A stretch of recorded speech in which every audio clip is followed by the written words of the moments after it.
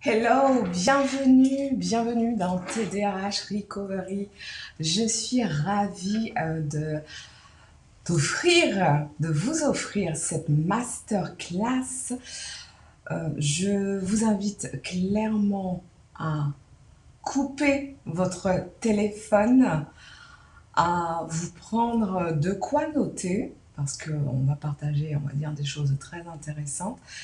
Et aussi de vous munir d'une boisson si vous avez envie de vous désaltérer à un moment donné. Comme ça, vous serez focus pendant quelques minutes sur cette masterclass. Donc, je vous laisse vous préparer vraiment pour ça, vous mettre dans des conditions optimales pour partager cette masterclass ensemble.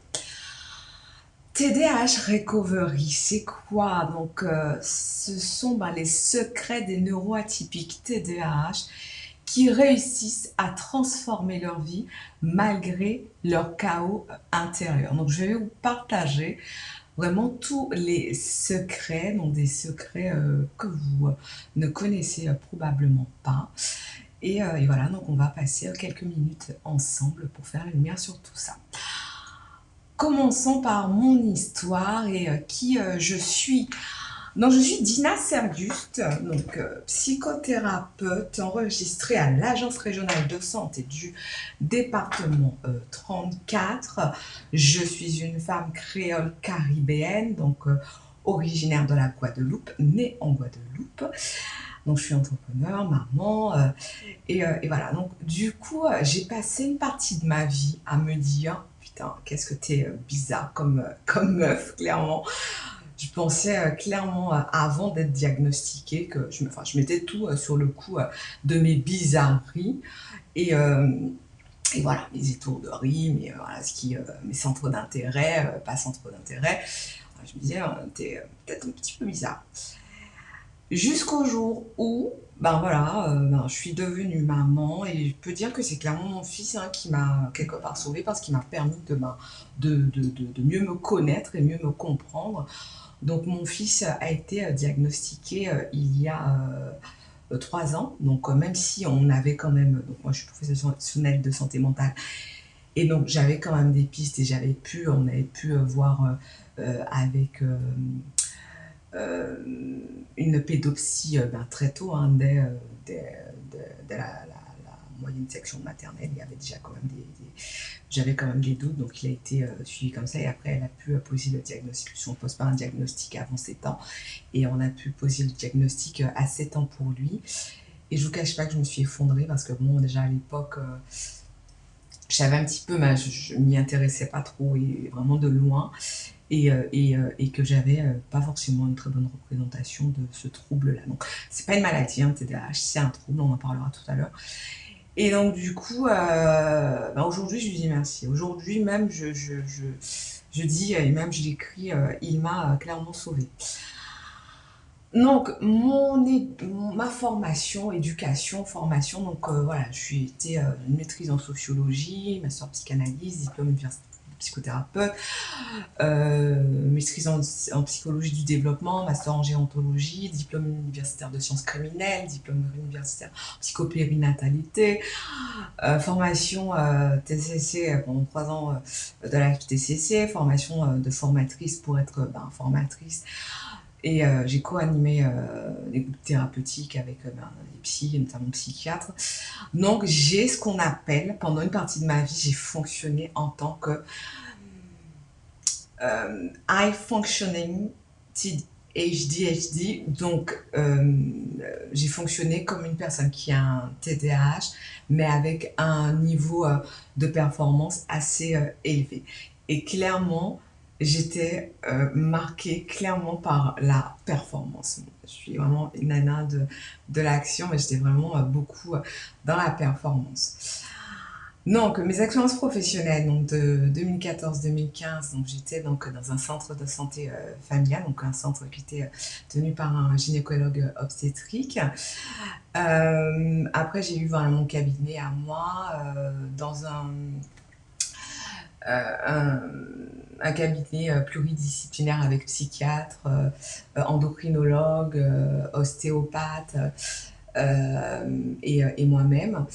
Et en même temps, je faisais donc des activités de consulting pour des entreprises et notamment Stimulus. Et après, voilà, j'étais formée au TCC. Après, j'ai intégré donc un parcours de soins en santé mentale à l'IPSI que j'ai aidé à former pendant la Covid. Hein. Donc, voilà, j'étais une des membres fondatrices. Et après, voilà, il y a eu une séparation voilà, avec cette entreprise-là.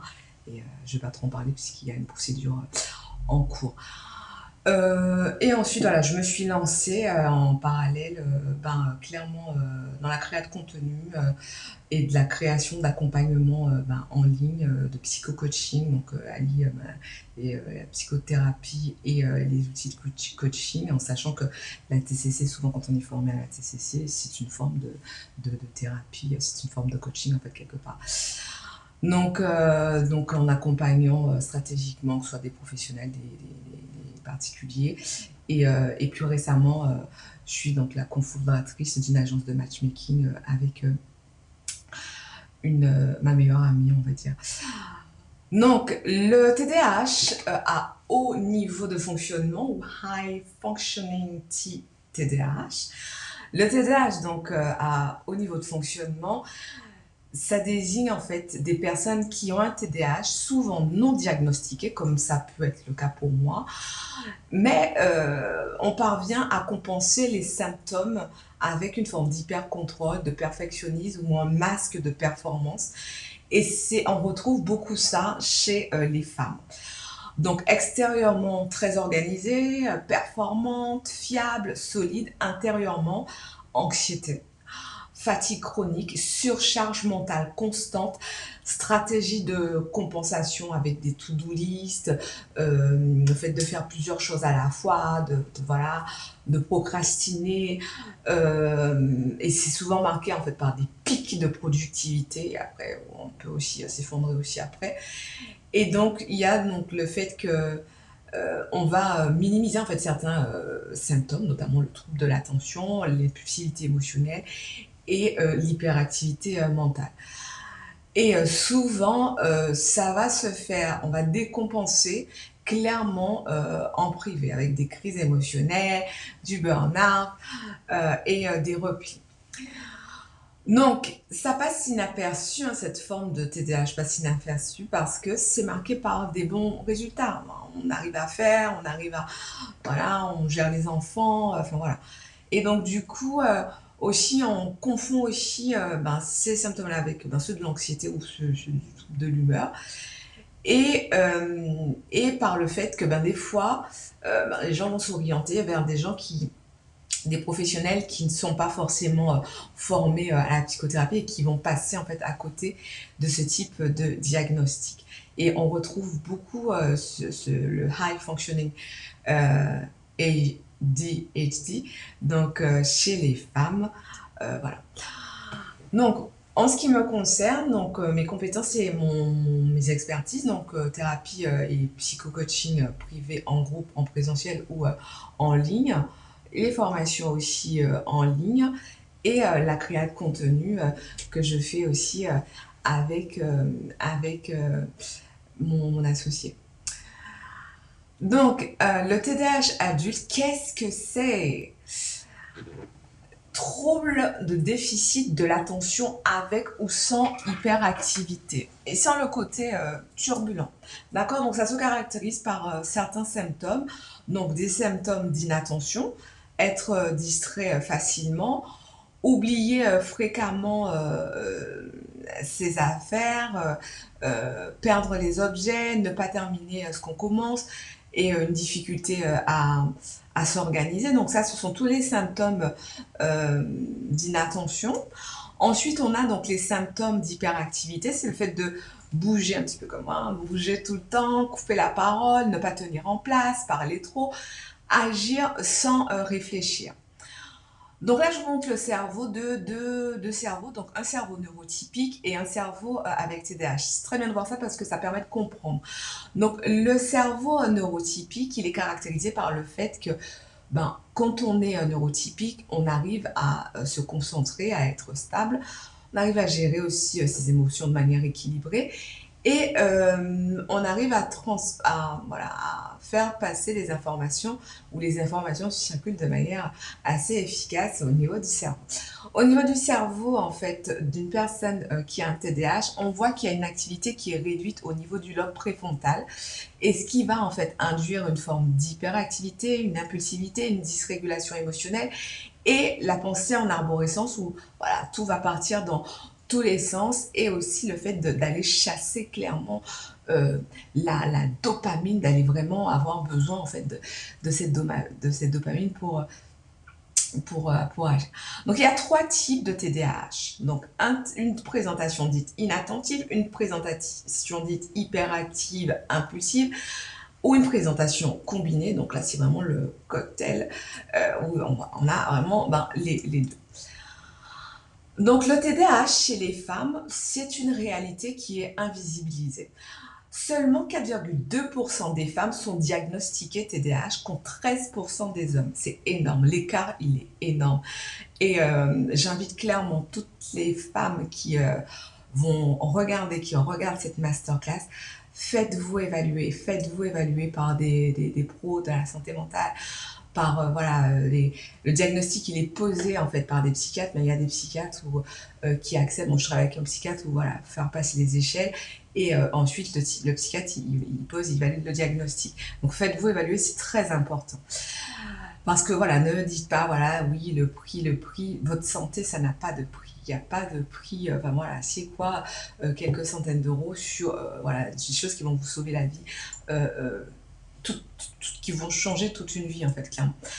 Le TDAH chez les femmes est souvent sous-diagnostiqué et donc ça entraîne beaucoup de choses en fait, une désorganisation, procrastination, du stress et ce sont des symptômes qui vont impacter que ce soit la vie professionnelle ou la vie personnelle. Et donc clairement, travailler avec moi, ça va vous aider à identifier et maîtriser en fait clairement ces symptômes pour retrouver le contrôle de votre vie. On voit aussi, donc les études montrent que le diagnostic est souvent tardif. Âge moyen du diagnostic chez les femmes, 23 ans et demi, contre 19 ans et demi pour les hommes. Et vous voyez quoi? Donc là, c'est-à-dire que les hommes, quand ils rentrent à l'âge adulte, jeune adulte, ils en sont conscients et ça fait que aussi, moi je le vois, j'entends des gens me dire oui j'ai raté mes études parce que je savais pas et tout ça c'est très important parce que des fois tu peux rentrer, aller faire une fac ou une école de commerce tout ça et te dire que t'es en échec mais parce que t'as pas les bons outils pour t'aider à être performant. Donc ça donne lieu à des années de souffrance, de malentendus et de très mauvaises croyances sur soi. Donc, le sous-diagnostic des femmes, ça induit donc du stress chronique et beaucoup de risques. Hein, donc, euh, comme je l'ai dit, et c'était le cas pour moi à titre personnel, et c'est masqué en fait. Donc, on s'épuise à faire, et ça va donner lieu donc à la fatigue émotionnelle, à du burn-out, et l'absence de traitement, et on le verra après, va aggraver en fait la situation. Parce que comme je le dis, le TDAH, ce n'est pas une maladie, c'est une trouble. Et qui dit trouble dit que finalement, ce sont des habilités à acquérir, ce sont des comportements aussi à modifier. Donc, un TDAH non diagnostiqué entraîne des retards, des oublis, une baisse de productivité au travail et un stress constant. Donc avec aussi des difficultés de communication, de l'impulsivité, ce qui va fragiliser en fait les relations, quelles soient-elles, sentimentales, professionnelles. Et souvent, on a le sentiment d'être incompris et c'est cette incompréhension qui va générer des conflits et des tensions en fait dans les relations.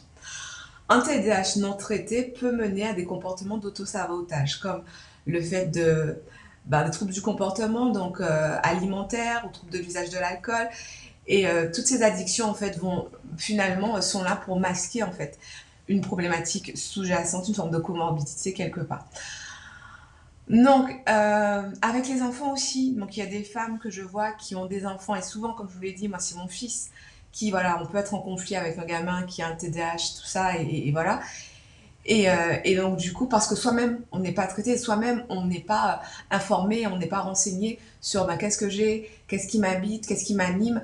Et donc du coup, on va projeter en fait ses frustrations, ses colères sur un enfant qui lui-même, euh, comment dire ça, bah, se découvre. Et votre enfant, comme je le dis souvent, il n'a qu'une enfance. Donc faites-vous diagnostiquer. Si vous avez des doutes pour votre enfant, faites-le aussi diagnostiquer.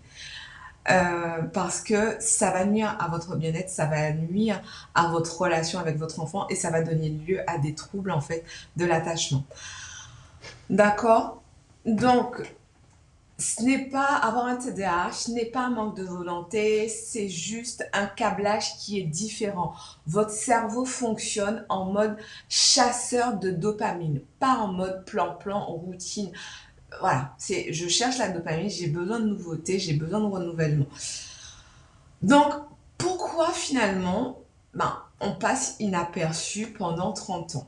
Parce que, un, le système scolaire n'est pas adapté, parce que, high functioning TDAH, donc on a appris à compenser. Syndrome de la fille sage, de la superwoman, et qu'il y a aussi des facteurs sociaux. Il y a des gens qui, je le dis, hein, je suis une femme originaire des Antilles, il y a dans certaines communautés, dans certaines classes sociales, parce que la santé mentale ne connaît pas de frontières, du coup, il y a des gens qui ne s'intéressent pas à ces problématiques-là. Et ça donne lieu à ce qu'on on voit dans ces environnements-là. Une femme sur 6 est neurodivergente. Une femme sur 6. Si tu as un groupe de copines, dis-toi que dans votre groupe, il y a une femme qui est neurodivergente. Elle a peut-être un TDAH, un TSA, un trouble 10, une hypersensibilité. La neurodivergence concerne 15 à 20% de la population. Et pourtant, très peu de femmes sont accompagnées aujourd'hui encore en France en 2025 comme elles le méritent. C'est important ça. 15 à 20% de la population, une femme sur 6. C'est énorme. Donc, vous n'êtes ni paresseuse, mesdames, ni instable, ni trop émotive. Et le TDAH n'est pas une excuse. J'ai un TDAH, je fais au quotidien. Je fais au quotidien. D'accord? Ce n'est pas une excuse.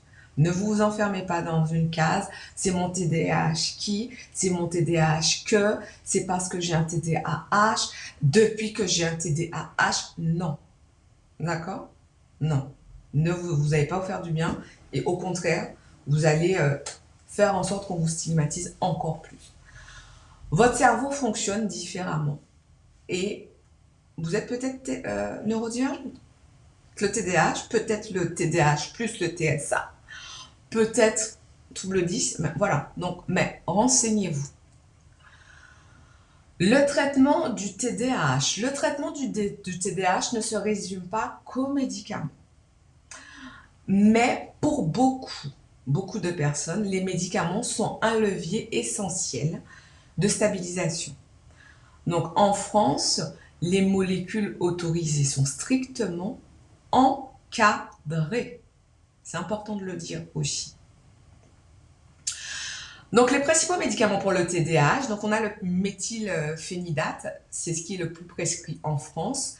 Donc avec les exemples commerciaux qu'on connaît, la Ritaline, le Concerta, le Quasim et le Medikinet. Ce sont des stimulants. Donc ça va augmenter le niveau de dopamine et de noradrénaline. C'est important parce que la dopamine, c'est quoi? C'est ce qui va vous pousser à l'action. Et la noradrénaline, c'est aussi important, on parle beaucoup de... C'est ce qui va faire que vous allez maintenir en fait l'action. Et c'est ce qui va faire que dans le cerveau, il y a cette information et cette activité, et ce qui va faire que vous pourrez être plus performant avec le traitement. Dire aussi que essayez, il y a des molécules qui vont pas, peut-être que la Ritaline, ça va pas pour vous. Moi, c'était le cas pour moi. La Ritaline, ça va pas. Trouble du sommeil, anxiété. Voilà, je suis pas une nana, voilà, je travaille, je sais comment ça se passe, l'anxiété et tout. J'ai pas d'angoisse, j'ai des angoisses pas possibles, troubles du sommeil. Voilà, donc Renseignez-vous et n'hésitez pas à vous observer quand vous commencez un traitement et à en parler ouvertement avec votre psychiatre. Parce que des fois, c'est pas la bonne molécule, des fois aussi, c'est pas le bon dosage. Moi, avec le Medikinet, donc j'ai changé de molécule avec le Medikinet, j'avais un problème de dosage à un moment donné. D'accord? Donc ça, c'est clairement important. Après, savoir qu'il y a ce qu'on appelle donc différents types de libération, libération immédiate ou une libération prolongée. Donc la Ritaline, libération prolongée, c'est-à-dire que vous allez avoir du coup, comment dire ça, des effets en fait sur un petit peu toute la journée. Et avec après, hein, donc ce qu'on peut retrouver beaucoup pour les enfants, un effet rebond. C'est-à-dire que s'il prend euh, sa gélule, disons à 8h du matin, l'effet rebond à 17h et voilà. Donc, le Concerta, donc l'effet, donc c'est jusqu'à 12h. Et le Medikinet, donc ça existe en fait avec la libération immédiate ou la libération prolongée. Donc n'hésitez pas, hein, donc ce qui va différer, donc c'est la libération immédiate, donc 3 à 4 heures. Donc l'action va être clairement rapide, tout de suite après la prise. Et la libération prolongée, donc vous allez attendre peut-être une demi-heure, une heure que ça commence à faire effet. Et après, ça va durer assez euh, pendant quelques heures. Ça va durer quasiment toute la journée. Voilà. Donc, il existe d'autres molécules, hein, donc, dont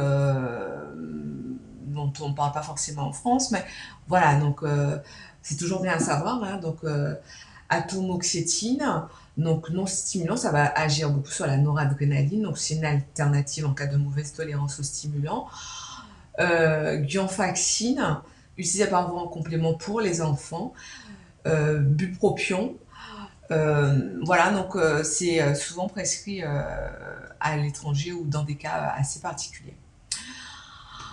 Très important, le traitement est personnalisé. Ce qui va fonctionner pour moi ne va pas fonctionner pour vous. Ce qui fonctionne pour votre copine ne va pas forcément fonctionner pour vous.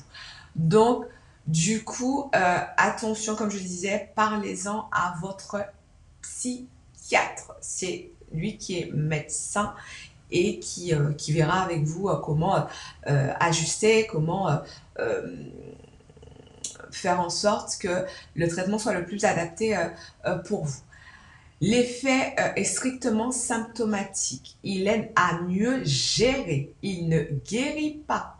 Et aussi, ce qu'il faut dire, c'est que du coup, vous pouvez noter qu'à un moment donné, ça fait effet différemment. Donc voilà, donc du coup, il n'y a pas d'accoutumance forcément. Mais voilà, comme je dis, c'est un trouble. D'accord? Un bon suivi médical est obligatoire et souvent il y a un bilan cardiaque aussi qu'on fait avant chez un cardio. Il est donc souvent plus efficace couplé à une psychothérapie, à un coaching, un psycho-coaching, comme par exemple mon groupe d'entraînement sur 8 semaines TDAH Team qu'on commence très très bientôt. J'insiste clairement, il est important de se faire évaluer et diagnostiquer. Il est clairement important en 2025 de se faire diagnostiquer. Pourquoi? Parce que ça va vous permettre de comprendre votre fonctionnement. Un diagnostic de TDAH permet de mettre des mots sur des années de confusion, de souffrance ou de suradaptation. Ça va vous permettre de soulager la culpabilité. Ce n'est pas que vous n'essayez pas assez ou mal, c'est que votre cerveau fonctionne différemment. C'est tout. C'est QFD. Et ça va vous permettre d'accéder à des soins adaptés. Thérapie, coaching, psycho-coaching, médicaments, groupe d'entraide, comme voilà, mon académie Ovia. Enfin voilà, donc c'est toujours intéressant. Moi, je continue, j'intègre un groupe aussi la semaine prochaine, un groupe de méditation basé sur la pleine conscience, axé sur le TDAH. Donc, c'est un nouveau protocole que je fais avec, voilà, je suis avec le psychiatre avec qui je travaille. Donc, ça va vous permettre aussi d'aménager votre vie quotidienne, que ce soit à l'école, au travail, en famille. Le diagnostic permet de mieux poser des limites et d'oser clairement demander du soutien. C'est pas que vous êtes nul, c'est pas que vous êtes faible, c'est pas que vous êtes incapable. Demandez du soutien. Allez, vous avez besoin de ça, vous avez besoin d'être soutenu clairement. La maison départementale des personnes handicapées euh, peut aussi donc déjà faire une demande pardon, auprès de la MDPH. C'est quoi la MDPH? C'est la maison départementale des personnes handicapées. Donc, elle peut accorder donc la RQTH, c'est la reconnaissance de la qualité de travailleur handicapé. Donc, ça permet d'obtenir en fait des adaptations de poste quand on est salarié, plus de flexibilité ou une protection contre le licenciement injustifié. Ça permet d'obtenir une carte ou des aides spécifiques, transport, accompagnement ou aide financière selon les situations. Et voilà, donc c'est vraiment très important de faire ça. Et ça, c'est des dossiers que vous faites et avec un courrier du médecin, de votre psychiatre. À partir du 1er mai 2025, donc voilà, donc les personnes qui touchent l'âge, par exemple, vont recevoir 1033,32 € puisque ça a été revalorisé à partir du 1er avril 2025. Donc, c'est une revalorisation de 1,7% et elle est liée à l'inflation. Donc, elle sera versée à partir de mai 2025. D'accord? Donc, excusez-moi. Donc, du coup, vous voyez bien qu'un diagnostic n'est pas une étiquette. C'est le point de départ vers la légitimité, le soulagement et l'autonomie. Clairement. D'accord? Ce n'est pas une étiquette, ce n'est pas une fatalité d'avoir un TDAH. Il y a beaucoup de personnes autour de vous qui ont un TDAH, voilà, que ce soit dans toutes les industries. Voilà, la chanteuse Louane, elle en parle. Amir aussi, il en a parlé, ça n'a pas empêché de faire des études d'odontologie. Voyez, donc du coup, renseignez-vous, surtout si voilà, vous êtes jeune et tout ça, renseignez-vous, faites-vous accompagner et pour avoir des ressources et par des personnes compétentes et par des personnes qui ont été formées pour ça aussi. L'impact du TDAH non reconnu. Donc, dans le domaine professionnel, ce sera le bordel organisé. Voilà, d'accord? 10 idées à la minute, difficulté à tenir ce qu'on commence, relation au taf. Very complicated, très compliqué. D'accord? Conflictuel, passionnel, voilà, compliqué. Sur le plan relationnel, c'est l'ascenseur émotionnel. Hyperactivité, rejet mal vécu, ce qu'on appelle la dysphorie, hein, clairement TDAH. Donc, anxiété sociale ou excès d'empathie, colère, rage. Voilà, donc du coup, ça induit clairement un ascenseur émotionnel important. D'où l'intérêt, en fait, d'avoir des outils et des ressources pour pouvoir pallier à ça. Conséquences profondes, immédiates. Donc, un TDAH non détecté mène à l'anxiété, dépression, burn-out, addiction, relations instables ou toxiques, sentiments chroniques d'échec ou d'imposture. Au niveau du corps, troubles du sommeil, burn-out à répétition, charge mentale exacerbée, troubles du comportement alimentaire, troubles de l'attachement, relations toujours conflictuelles et relations toxiques. Donc, l'estime de soi, elle va être en berne, en chute libre. Et parce que vous allez avoir l'impression d'être toujours trop, il y a toujours un problème avec moi, c'est toujours avec moi que ça se passe, c'est toujours moi, enfin, je suis pas assez, je passe à côté des choses, je finis pas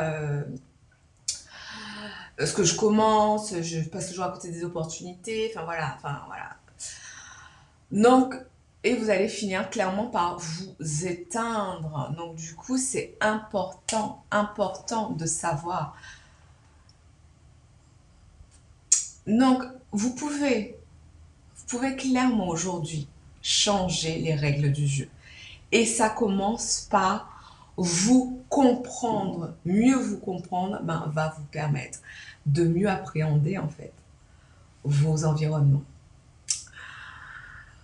Donc, parlons de guérison, parlons de ma fameuse méthode art. Donc, si vous voulez vous en sortir, je vous suggère de commencer par ça. Vous faire diagnostiquer ou au moins évaluer.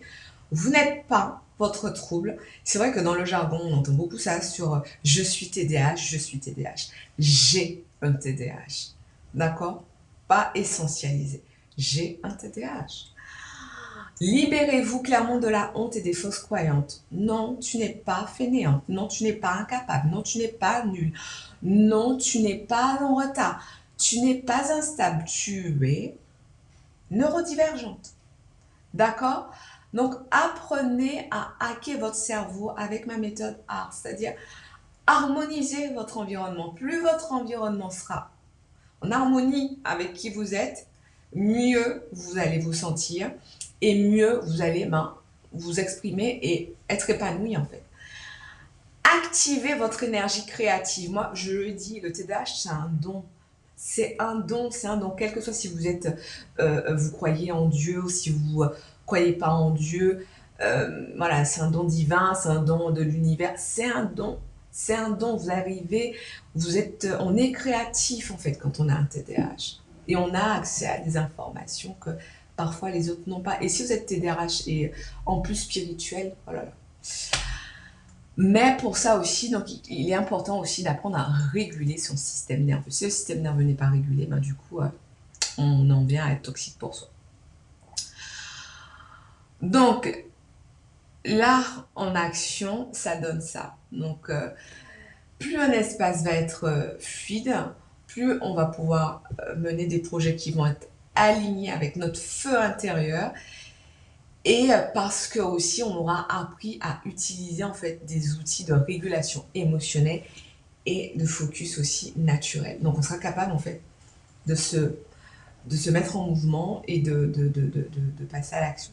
Par exemple, là je vous ai donné quelques hacks comme ça pour focus votre cerveau TDAH.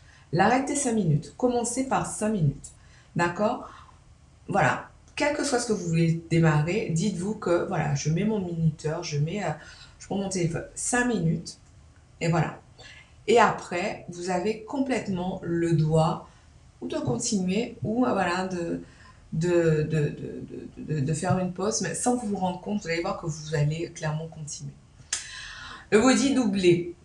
Donc, ça va vous aider clairement à euh, vous dire que je suis avec quelqu'un, donc du coup, je vais bosser, quoi.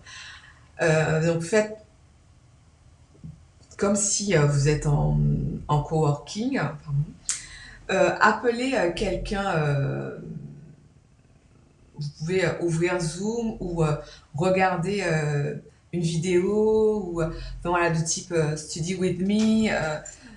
Le cerveau TDAH se régule, et pas que TDAH, mais le cerveau neurodivergent se régule mieux quand il voit d'autres gens focus. D'accord? Post-it du jour, une chose. Ça sert à rien de se faire des listes. Oui, je vais faire ça et tout. Non, c'était des plans sur la comète. Une chose à cocher pour un petit shot. D'accord? Et playlist avec des sons de stimulation bilatéraux. Voilà, donc pour vous ancrer, ou ça peut être écouter des musiques de pluie. Enfin voilà, donc clairement. Donc, petites informations. Et sur tout ça, vous pouvez aller sur mon site www.tinasirgus.fr. Je précise qu'il est actuellement euh, en, euh, en construction, hein, donc ce nouveau site. Donc, il ne s'agit pas de changer qui vous êtes, mais de vous honorer. Ça sert à rien en fait de se masquer, de se réfugier derrière un truc, que ce soit dans vos relations professionnelles ou sentimentales, en voulant vous faire passer pour quelqu'un de neurotypique. Non, ça va se voir. Ça va se voir, ça va se sentir et vos comportements vont vous trahir. D'accord? Donc, et vous n'êtes pas neurotypique et c'est totalement ok. En fait, c'est même puissant, c'est même votre force, c'est même votre signature en fait. D'accord? Mais avec la bonne méthode, les bonnes stratégies, tout change. Et votre cerveau devient votre super pouvoir, votre super puissance créative. Donc, et maintenant qu'on a dit tout ça, qu'on a vu tout ça, on fait quoi, clairement, concrètement? Ben, on se dit que TDAH, c'est différent d'échec. TDAH, c'est pas être en échec. TDAH, c'est apprendre à développer d'autres stratégies, apprendre à développer d'autres habilités. Donc, le TDAH adulte ne ressemble pas toujours à un enfant agité. Et chez certaines femmes, il prend la forme d'une réussite épuisante. Mais aujourd'hui, clairement, et quel que soit à l'étape où tu es, diagnostiqué, non diagnostiqué, il faut apprendre à danser avec ton cerveau et pas lutter contre lui, clairement. D'accord? Et si on travaillait ensemble, et si on créait clairement votre vie idéale, qu'elle soit professionnelle ou relationnelle, amoureuse. Donc moi, je travaille beaucoup, et ce qui fonctionne beaucoup, hein,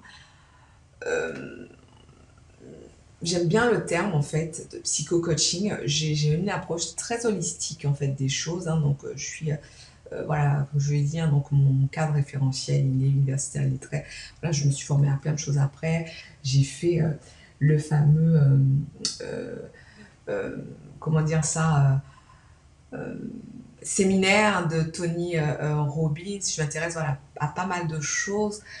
Et je trouve que le psycho-coaching, c'est vraiment une approche qui est intéressante parce que ce sont des types d'accompagnement qui vont combiner des outils de psychologie et des techniques de coaching pour aider une personne à surmonter en fait ses blocages, libérer son potentiel, atteindre ses objectifs personnels ou relationnels. Et contrairement à une thérapie qui va être centrée sur le passé, le psycho-coaching va vraiment s'orienter vers l'action, la transformation et l'évolution concrète en travaillant sur l'ici et le maintenant. D'accord? Et, il y a d'autres thérapies qui font ça. La BCT, voilà, quand on a fait de la méditation basée sur la pleine conscience, on se base aussi sur l'ici et le maintenant. TCC aussi invite à ça. Mais c'est vrai que ce qu'il y a d'intéressant avec le psycho-coaching, c'est que se dire qu'à chaque étape de sa vie, on peut choisir de grandir, on peut choisir de guérir, on peut choisir de rayonner en fait avec un accompagnement qui sera sur mesure. Pourquoi s'orienter vers ce type d'accompagnement? Parce que chaque phase de votre existence apporte ses défis et des défis spécifiques. Blessures anciennes qui ressurgissent, besoin d'amour, changement de cap professionnel, évolution dans la relation à soi et aux autres. Un psycho-coaching adapté va vous permettre en fait de guérir ce qui a été blessé, de renforcer vos ressources intérieures, de reconstruire en fait des relations saines, d'affirmer en fait vos choix de vie, c'est important aussi, hein. Et c'est quelque chose clairement qui caractérise beaucoup souvent les personnes neurodivergentes et surtout qui ont un TDAH, c'est cette franchise, voilà. Donc du coup, apprenez clairement à assumer et affirmer en fait vos choix de vie et réinventer en fait votre avenir avec confiance. Rien n'est figé en fait, surtout en 2025, rien n'est figé. D'accord? Donc votre cheminement personnel n'est pas linéaire. À chaque moment clé de votre vie, vous pouvez choisir de vous réaligner avec vos besoins profonds et vos aspirations véritables. Et c'est pour ça que voilà, vous pouvez aller sur mon site, cliquez, remplissez le questionnaire et vous verrez vraiment, voilà, si vous voulez travailler avec moi, si ma façon de faire mon approche vous parle comme ça, voilà, remplissez le questionnaire, le formulaire pour savoir vers quoi vous orienter. Donc, je propose des psycho-coaching en individuel, donc Solar, Nova, Power, Duo, Phobia. Et donc du coup, ça c'est vraiment en fonction de ce que vous traversez. Voilà, Power sur vraiment tout ce qui est de reprendre le pouvoir de votre vie affective, hein, donc notamment après une relation toxique. Nova, devenir une version épanouie et affirmée de soi-même, ou, Solar, ben, finalement se réinventer professionnellement euh, après burn-out par exemple. Et duo, c'est vraiment pour les couples. D'accord. Et en psycho-coaching en groupe, vous avez mon académie Ovia qui est vraiment très accessible. Le TDAH Team qu'on commence très bien prochainement, donc en 8 semaines, où on va, voilà, je vais vous donner des outils pour reprendre votre vie en main avec votre TDAH. D'accord. Et Alta, c'est vraiment un accompagnement pour les personnes qui désirent, voilà, les personnes neurodivergentes, qui désirent ben, trouver une relation sentimentale, mais qui se disent ah, peut-être que je ne suis pas adaptée, il me manque quelques habilités. Voilà. Euh, voilà. Donc, TDAH Team, c'est vraiment un accompagnement qui est intéressant parce que pendant 8 semaines, on va balayer pas mal de concepts, pas mal de stratégies pour vous aider à vous comprendre profondément, apprendre à vous organiser selon votre propre rythme, en arrêtant en fait de forcer avec des méthodes qui sont inadaptées. Je vais vous apprendre à clairement booster votre confiance en vous et ça en développement des stratégies simples contre la procrastination. Parce que pourquoi on n'a pas confiance en soi? Parce qu'on ne fait pas. C'est quoi la confiance en soi? C'est je vais être dans l'action, je vais faire. Et donc du coup, je vais voir que j'ai fait, j'ai réussi. Enfin voilà, ou même si j'ai pas réussi, moi je me dis ah, ben, je vais ajuster. Et du coup, je vais booster ma confiance en moi. Et je vais pas me dire, ben, j'attends et tout ça. Non, la motivation vient avec l'action.